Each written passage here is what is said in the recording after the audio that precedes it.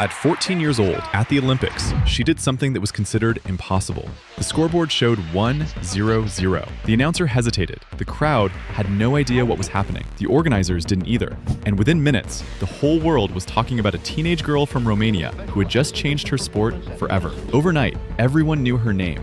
She became a symbol of the perfect performance, one of the most famous athletes on the planet. It seemed like the life ahead of her was one most people could only dream of. But years later, she would make a decision that shocked the world almost as much as her Olympic triumph. She would flee her own country, leaving behind fame, money, and her status as a national hero. So what could make a person who had everything risk it all to escape? This is the story of Nadia Comaneci. To understand how something like this could happen, we need to go back to a small Romanian town called Onesti. The year is 1961. Nadia Comaneci was born into the family of an ordinary mechanic.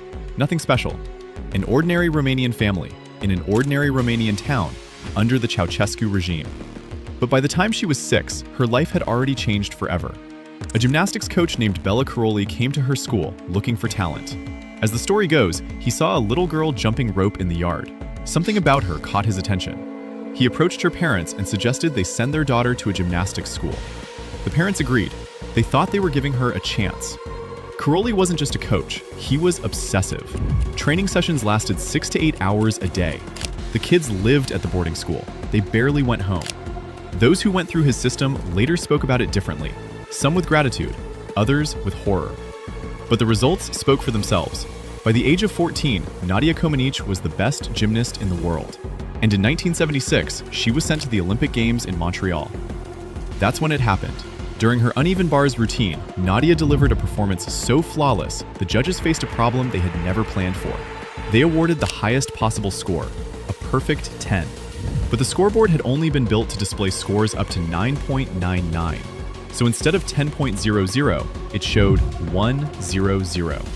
For a few seconds, spectators thought there had been a mistake. The announcer hesitated. Then a wave of noise rolled through the stadium. People were starting to realize they had just witnessed something that had never happened before in the history of the sport. A perfect 10, a flawless performance.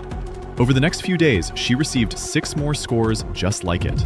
7 perfect 10s at a single Olympics, 3 gold medals, a silver, and a bronze. The whole world knew her name. And this is where the part of the story that usually doesn't get told begins. When the plane carrying the Romanian team landed in Bucharest, a crowd was waiting. Ceausescu personally shook Nadia's hand. Her face appeared on posters, in newspapers, at state events. The regime turned her into a symbol, proof that socialism worked, proof that Romania was a great country. But what did that actually mean in practice? Agents from the Securitate, Romania's secret police, started watching her. Every trip abroad had to be approved by the authorities. Her contacts with foreigners were recorded. Her letters were read. Her meetings were monitored. Symbols don't get a private life. Nadia smiled in the photos. What happened off camera stayed off camera. But there was one person who turned that surveillance into something far more personal. Ceausescu's son, Nicu, the heir to the regime, a man who could get almost anything he wanted, simply because he was the dictator's son. And by numerous accounts, he wanted Nadia. The story goes that he didn't just admire her, he pursued her. He showed up wherever she was. He pressed for attention she wasn't giving. For an ordinary young woman, that kind of interest from the most powerful man's son in the country meant one thing. Saying no was almost impossible. Nadia said no. And every time she did, she reminded herself, and everyone around her, of one simple thing. Even a national symbol could say no. But that no came at a cost. The atmosphere around her grew heavier. The control grew tighter. The symbol of the country found herself caught between 2 systems of control, the state's and a personal one, and both belonged to the same family. Years passed. A gymnastics career never lasts long. By her early 20s, hers was already winding down. Nadia became a coach. She lived in Bucharest. The state kept using her image. Meanwhile, the country was getting scarier by the day. By the late 80s, Romania was one of the harshest regimes in Eastern Europe. Shops stood empty. People froze in their apartments. Ceausescu cut back on heating to save money. Informing on your neighbors became normal. The person the state had turned into its symbol was living in that same state as everyone else.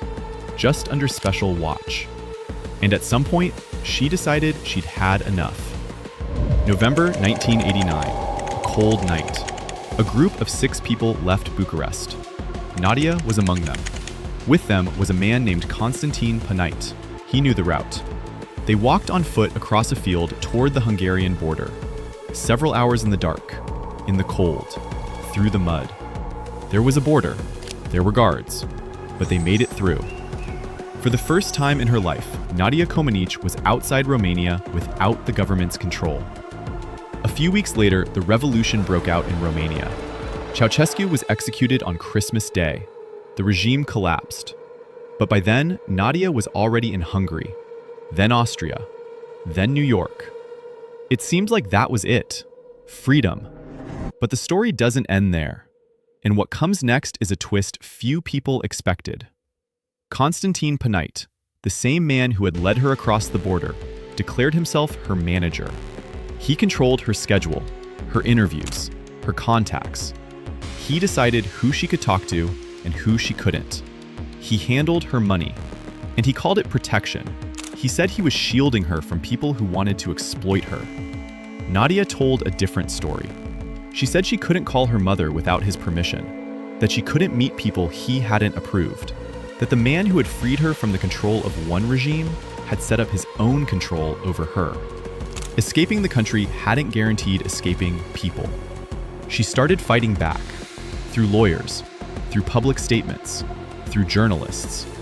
Slowly, step by step, she took back the right to decide how to live her own life. It wasn't as dramatic as a perfect 10 on the scoreboard in Montreal, but it was probably much harder. In 1996, she married American gymnast Bart Conner. They had first met back in the 80s. Their paths split, then crossed again years later. Today, she lives in Oklahoma. Declassified Securitate archives later confirmed everything she had said for years. She had been watched since childhood. Every step, every contact, every word, all of it recorded. The state really did treat her as its property. The documents prove it now. The first perfect score in the history of gymnastics went to a girl who had been chosen by a coach, by a state, by a system.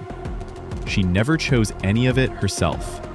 Everything that came after was a long road toward choosing for herself. The scoreboard in Montreal wasn't built for a 10. It showed 1-0-0, and the whole world understood that something impossible had just happened. Her life didn't fit into the usual frame either. It just took longer for people to realize it.